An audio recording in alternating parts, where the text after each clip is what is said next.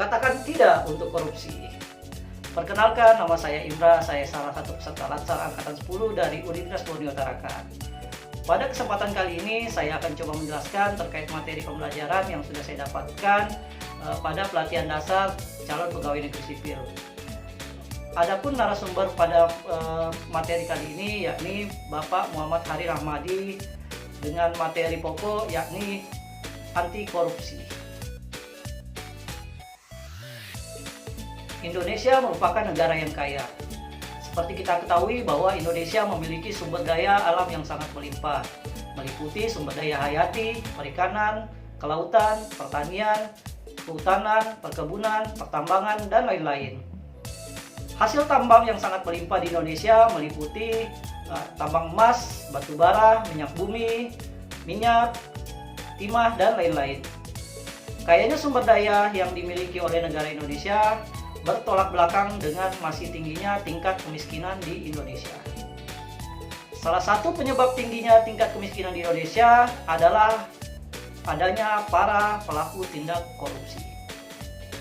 Para pelaku korupsi sangat merugikan negara karena dana yang seharusnya digunakan untuk meningkatkan kesejahteraan masyarakat dan menuntaskan kemiskinan, malah dana tersebut diselewengkan.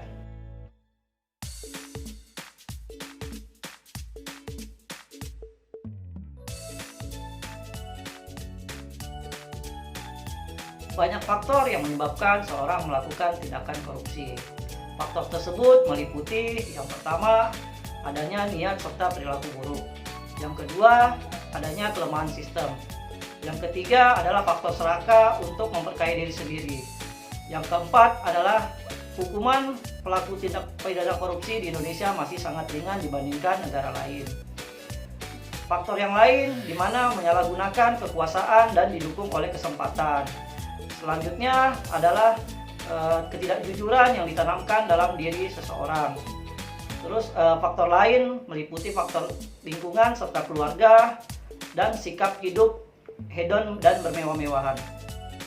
Adapun jenis-jenis tindak pidana korupsi meliputi perbuatan yang merugikan negara, suap, gratifikasi, penggelapan dalam jabatan, pemerasan, perbuatan curang, serta benturan kepentingan dalam pengadaan.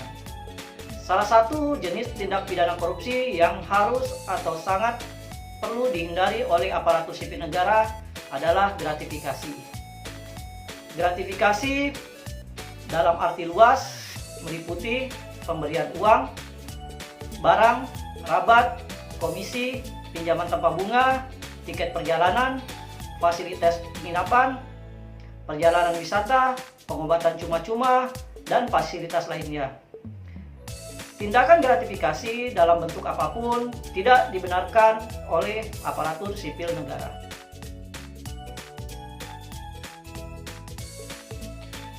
Upaya pencegahan korupsi dimulai dari niat, semangat, serta usaha. Diucapkan dalam lisan, diniatkan dalam hati, dan dijalankan dalam kehidupan sehari-hari.